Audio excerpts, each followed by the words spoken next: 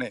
मेरी एक्चुअली आपसे बात नहीं हुई, आपके साथ हालात क्या बने और किस तरीके से आपने ये सारा कुछ फिर मैनेज किया, आपको जाना पड़ गया, आपको क्या कहा क्या जा रहा था आपको? देखिए इमरान भाई, लेवल्स ऑफ हरासमेंट होते हैं, डिफरेंट लेवल ऑफ हरासमेंट है। पहले फोन आएगा कि ये ट्वीट डिलीट कर दो, आप ये सब कुछ फेस करते रहते हैं। आप सहाफ़ी हजरात हैं, आप अच्छे तरीके से जानते हैं कि ये ट्वीट डिलीट कर दो, ये डिलीट कर दो, ये बोलो, ये ना बोलो। उसके बाद लोग आपको विजिट करते हैं, आके आपके पास आके बैठ जाते हैं कि सर आप ये गलत कर रहे हैं, ये मत बोलें, इसको इस तरह बोलें। उसके बाद फिर आपको मुख्तलिफ दफ्तरों में बुलाया जाना शुरू कर दिया जाता है। लेवल्स ऑफ हरासमेंट इंक्रीज किए जाते हैं आपकी रिजॉल्व को देखते हुए। अगर आप बाज नहीं आ रहे तो बाज तो इमरान भाई, मैं तो और आप जो है, हम हक सच की लड़ाई लड़ रहे हैं। और मेरी तो आपको भी आपके माँ बाप ने यही सिखाया है। और हमारे मेरी माँ जो है, वालिद साहब की तो 95 में वफात हो गई थी। मेरी माँ तो जो है वो आर्डेंट सपोर्टर है हक और सच की। वो मैं तो उनके नाम से फिर ट्वीटें भी करता रहता हूँ। और दरमियान में अगर मैं कोई जरा करने लगूं, जरा डिप्लोमेटिक बनने लगूं, तो मेरी उनसे बेइज्जती होती है कि तुम इंसान के बच्चे बनो, हक सच की बात करो। तो वो फिर मैं हक सच की बात तो मैं करता रहा, क्योंकि ये तो मैं आपको बताऊं, मैं आपको एक छोटी सी मिसाल देता हूं। मैं तोरखम पे, मैं वॉर जोन में था 2010 में। मेरे ऊपर 3 आईडीज हुई है, खुदकश हुआ जिसमें मैं जख्मी भी हुआ। अब ये मंगल बाग के इलाके में मैं वहां पे लड़ा था। 18 मेरे जब जवान शहीद हो गए मेरे अपने हाथों के अंदर, और मैंने उनको जब उतार दिया, और इतनी आईडीज के बाद तो फिर मैंने अपने विंग कमांडेंट खैबर राइफल को कहा कि सर मेरा विंग कहता है। और मेरे विंग नहीं, दरबार में मुझे कहा कि क्या हमने खैबर राइफल की शहादतों का ठेका लिया हुआ है? पहले मीर अली, फिर बुनेर, और अभी बाड़े में हमें फेंक दिया है। Khyber rifle suppose to be in the main Khyber pass. मैंने जब उसको ये कहा तो उसने मेरा विंग ट्रांसफर कर दिया। 1 विंग से मुझे इधर भेजा, मैं 2 विंग कमांडर था, हमें तोरखम भेजा। तोरखम वालों को फोर्ट सैलब भेज दिया, बाड़े के अंदर। अभी ये एक ही एजेंसी है, और एक ही एजेंसी के अंदर मैं देखे इधर से जब उधर गया हूं तो वहां माहौल और था। उन्होंने कहा जी विंग कमांडर का तो हिस्सा होता है 70 लाख जो है वो हर जुमे के जुमे 3 करोड़ महीना है सर। अगर आपने लेना है तो लें, नहीं लेना तो तब भी आपकी जिंदगी इधर मुश्किल है।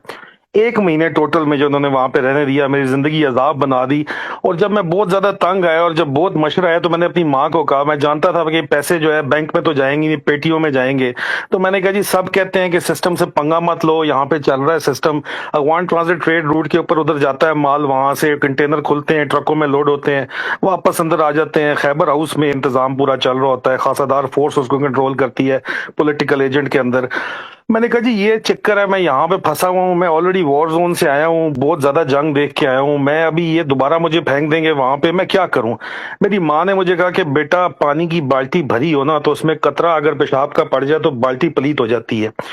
तू उस तरह करके तू रिजाइन दे दे। एंड दैट इज वेयर मैंने पहला अपना रिजाइन दिया। 5वां रिजाइन मेरा एक्सेप्ट हुआ, फुल एंड बैन। हम अपने एप्लीकेशन फॉर वॉलंटरी रिटायरमेंट को रिजाइन कहते हैं। तो 5वां रिजाइन मेरा एक्सेप्ट हुआ। और 5वें उसके बाद मुझे फुल एंड बेनिफिट 21 साल की सर्विस के साथ, फुल ऑनरेबल सर्विस के साथ मैं वहां से निकला। उन्होंने मुझे फिर भी कहा कि एक वॉर जोन काटोगे, तो सवात में मैंने आखिरी काटा उसके बाद फिर। तो उस पर कहने का मकसद ये है कि वालदा मेरी हमेशा से एक बहुत ड्राइविंग फोर्स रही है, हमेशा से मेरे पीछे। तो ये जब मामलात ये जब खराब हुए बहुत ज्यादा, तो यहाँ पे भी मैंने अपनी वालदा को बताया कि मुझे बहुत ज्यादा तंग किया जा रहा है, प्रेशराइज किया जा रहा है। मैं अभी इमरान खान को सपोर्ट करने के चक्कर में, और खान साहब से मेरा एक पुराना दिली रिश्ता है, उनकी शौकत खानम की फंडिंग से मेरा उनके साथ तल्लक है। हम कुछ 3-4 दोस्त हैं जो सारी उम्र उनके साथ रहे, आज दिन तक जो है उनके करीब करीब रहे हैं। तो एक हमारा तल्लक उनके साथ दिली तल्लक भी है। और दूसरा, कौन नहीं चाहता कि यार ये रॉटन सिस्टम, ये स्टिंकिंग रॉटिंग सिस्टम से हमारी जान छुटे? ठीक है, कॉन्स्टिट्यूशनल सुप्रीमेसी हो, हम बनाना रिपब्लिक बन गए हैं, कोई हमारी भी इज्जत हो। वो इज्जत पहली दफा सर, मैं इंटरनेशनल ट्रैवलर हूं अपनी बेगम की वजह से भी, तो पहली दफा मुझे इज्जत वो फील हुई जिस वक्त इमरान खान आया, प्राइम मिनिस्टर बना। मुझे वाकई वो मैं ग्रीन पासपोर्ट है, मैं पाकिस्तानी नेशनल, मेरे पास नेशनलिटी नहीं है बाहर की। मैंने जब वो रखता था मैं बाहर के एयरपोर्ट्स पे जाके, तो पहली दफा यूके के पासपोर्ट इमिग्रेशन ऑफिसर, मुझे अभी भी याद है, उसने मुझे रोक के पूछा कि so now Imran Khan is your prime minister, what do you think of him? मैंने उसको सिर्फ एक बात की कि मैं ये समझता हूं कि इस पासपोर्ट के ऊपर मुझे फख्र होगा, I will be proud of this passport because of Imran Khan. तो मतलब एक इमोशनल अटैचमेंट है। फिर सर इमरान खान के धरने में 130 दिन में से कोई 100 दिन तो हम गए, स्पेशली जिस दिन वो आंसू गैस चले, फायरिंग हुई, हम वहां पे मौजूद थे, सर्विंग ऑफिसर्स थे हम। हमें किसी ने नहीं फौज में मना किया कि क्यों जा रहे हो, क्यों नहीं जा रहे हो। एक पूरी आपको डायरेक्शन दी गई कि ठीक है जी, ये ठीक है, ये हक के ऊपर है, सच के ऊपर है, बाकी चोर हैं। बहरहाल सर, जब ये इस एक हिस्ट्री है ना मेरी, मैंने को ओवरनाइट नहीं उसको सपोर्ट करना शुरू कर दिया, मैं बचपन से उसको सपोर्ट कर रहा हूँ, ठीक है। मेरा एक नजरिया है और मैं उसी नजरिए के ऊपर कायम हूँ। आप मुझे जितना मर्जी लेवल ऑफ हरासमेंट इंक्रीज करते जाए, इन्होंने इंक्रीज करते गए आखिर में सर ये इस तरह हुआ कि इन्होंने मुझे कहा कि जी आपको बुला रहे हैं, FIA वाले बुला रहे हैं, आप पहुंचे हैं, हेड ऑफिस आए हैं। मैं कहा यार मैं कल आ जाऊंगा। इस तरह की बातचीत जब चल रही थी तो रात के वक्त ये पहुंच गए जी घर के ऊपर, बाहर गनमैन सादा कपड़ों के अंदर, कोई उन्होंने वो वर्दी शर्दी नहीं पहनी हुई थी। गनमैन जो हैं 4 गनमैन से 2 डाले लेके, एक डाला था, एक कार थी, ये लेके पहुंच गए और रात को 1:30 बजे इन्होंने दरवाजे बेलें मारना शुरू कर दी। अंदर कैमरे से मुझे नजर आ गया कि क्या है, मैं सिलसिला भी समझ रहा था कि क्यों मुझे बुला रहे हैं, किधर बुला रहे हैं। बहरहाल मैंने तो उस वक्त मैंने खामोशी जो है वो मैंने बेहतर समझी, कोई वारंट नहीं, कोई कुछ नहीं, टोटल बदमाशी। मेरी वालदा ने जाके उनको कन्फ्रंट किया कि मैं यहाँ पे अकेली औरत हूँ, उन्होंने कहा, और मेरी भांजियां, मेरे बहन और बिनोई गए हुए उम्रे के ऊपर, उनकी बेटियां और बेटा रह रहे थे साथ हमारे घर पे। तो उन्होंने कहा जी मैं नहीं दरवाजा खोलती, मैं अकेली औरत हूँ। तो उनके साथ काफी मुंहमारी हुई उनकी। वो मेरे ख्याल में मैंने जो है वीडियो इमरान भाई आपको भेजी है। तो उसके बाद ये चले गए। अच्छा, अगले दिन मैं चला गया, अपने GHQ चला गया। मैंने कहा जी मेरे साथ ये हो रहा है, ये ज्यादती हो रही है। खैर वहां पे मुझे तसल्ली दी गई कि डोंट वरी, हम देख लेंगे, हम सब कुछ कर लेंगे। लेकिन सर अगली रात फिर ये FIA की वर्दी में एक बंदा आ गया और साथ इनके गनमैन आ गए। अच्छा, मुझे अंदाजा था कि ये दोबारा आएंगे, तो वी वर रेडी, हमारे गार्ड्स रेडी थे, मेरे गार्ड्स रेडी थे। बेसिकली मैं बिजनेस करता हूँ, मैं DHA का लैंड प्रोवाइडर हूँ, इसलिए मेरे पाकिस्तान में बहुत ज्यादा मेरा टाइम गुजरता है। मैं DHA के लिए काम करता हूँ, तो मेरी उस सिलसिले के अंदर गार्ड्स वगैरह मेरे पास काफी होते हैं।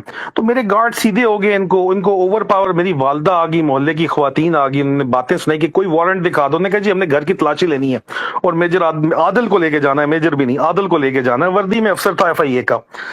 मैंने कहा यार, मेरी वालदा ने कहा कि तुम्हारे पास अगर कोई वारंट है तो दिखा दो, कोई अरेस्ट वारंट है तो दिखा दो, कोई सर्च वारंट है तो दिखा दो। कहते जी कुछ भी नहीं है, हमें ऑर्डर है, बस हमने उसको लेके जाना है। अभी ये दरमियान में सिचुएशन ऐसी बन गई कि इधर से भी गनमैन, उधर से भी गनमैन। तो सर इन्हीं के अंदर से महकमे से मुझे पता चला कि सर 8 डबल केबन्स आ रही हैं, हर डबल केबन में 4-4 बंदे बैठे हुए हैं और ऑर्डर ये है कि कम वक्त में आपको उठाना है, आपका मोबाइल लेना है, उसकी स्कैनिंग करनी है, उसमें डालेंगे कुछ ना कुछ, आप पे ट्रीजन का चार्ज कोई ना कोई चार्ज डाल के आपको बंद करने के पक्के ऑर्डर्स हैं। अगर आप निकल सकते हैं तो निकल जाए, नहीं तो आपका बचना नामुमकिन है। अल्लाह जानता है सर मैं किस तरह निकला हूं। मैं पिछले टेरेस के साथ कूद के, पिछली वाली साइड के साथ मैं फ्रंट के ऊपर, ये रोला गोला चल रहा था, कोई क्रॉलिंग करता हुआ पिछले लॉन से मैं निकला हूं, वो प्रॉपर कमांडो एक्शन करके। पीछे जो है वहां पे मेरी गिराज के अंदर मेरी गाड़ी खड़ी हुई थी, वो मैंने निकाली और मैं इस्लामाबाद चला गया। मोबाइल्स मैंने पक्के ऑफ कर दिए। उसी वक्त मेरी बेगम को फोन मेरी वालदा ने किया कि जी ये हालात चल रहे। बल्कि जब ये आए हैं तो मैं अपनी बेगम से बात कर रहा था और मैंने जूं ही इनको देखा अंदर से कैमरे में कि वर्दी वाले हैं, FIA की वर्दी वाला है, तो मैंने बेगम को कहा कि FIA वाले फिर आ गए हैं। मैंने फोन बंद कर दिया अपने, मुझे पता था। वालदा मेरी तरावी पढ़ने गई हुई थी मस्जिद में, और वो भी पीछे इनको देख के, गाड़ियां उस वक्त तरावी खत्म हो रही थी, तो ये वापस आ गई और इन्होंने इनको बुलाया। वो वीडियो भी मैंने शेयर की है जी, मेरी मिसेज ने भी शेयर की है। अभी सर उस वक्त सिचुएशन ये थी कि मुझे इनके अंदर से बता दिया गया था कि इन्होंने छोड़ना आपको नहीं है, आपके ऊपर इन्होंने डालना ही डालना है कुछ ना कुछ। अगर आप निकल सकते हो तो निकल जाओ। वैसे सर रूटीन में मैंने 28 तारीख को UK आना था, सऊदी एयर से मेरी फ्लाइट बुक थी और बड़ी कंफर्टेबल मैंने आना था उसके अंदर। लेकिन उस वक्त रात ये हालात बने कि 3 घंटे के अंदर अंदर जो है मैंने टिकट, अगला एक दोस्त ने मुझे बुक करा के दिया और साथ उन्होंने बताया कि एयरपोर्ट में पता है इनको, तुम्हारा बता दिया गया है, अगर तुम जाओगे तो ये तुम्हें वहां पे करेंगे। नो स्टॉप लिस्ट पे कानूनी है, मेरा नाम डाल नहीं सकते थे, ECL पे नाम डाल नहीं सकते थे। सर अंदर से ही भाइयों ने मेरी मदद की, FIA के अंदर से ही भाइयों ने, मेरे अपने भाइयों ने मेरी मदद की और मुझे निकाला सर वहां से। और मैं उनका शुक्रगुजार हूं। मैं कभी जिंदगी में उनका नाम नहीं लूंगा, लेकिन मैं उनका शुक्रगुजार हूं। सर मैं वहां रह के कुछ भी नहीं कर सकता था और मैं एक वॉर वुंडेड ऑफिसर होते हुए, एक वॉर डेकोरेटेड ऑफिसर होते हुए, 3rd जनरेशन होते हुए भी मैंने जेल में चले जाना था और कुछ ना कुछ मेरे पे डाल देना था। इनका आपको पता ही है तरीका वारदात क्या है। जर्नलिस्ट को फिर भी प्रोटेक्शन है बहुत सी मुख्तलिफ किस्म की। I am not a journalist, तो मुझे वो वाली प्रोटेक्शन तो है नहीं। और जो लेवल ऑफ थ्रेट है वो इतनी चीजें सीरियस हो रही थी। अभी सर इन्होंने मेरे ऊपर कहा क्या कि आपने लाहौर की वो जो डिस्कशन आर्मी चीफ की है वो उसके ऊपर किया है, कोई दरखास्त हमारे पास आई है। मेरा पेस लाहौर के 4 ऑफिसर्स ने वो अटेंड की थी, मुझे उन्होंने भेजी, स्क्रीनशॉटें मेरे पास पड़ी हुई हैं, उन्होंने मुझे पूरी डिटेल भेजी कि ये बातचीत हुई है, तब मैंने वो ट्वीट की।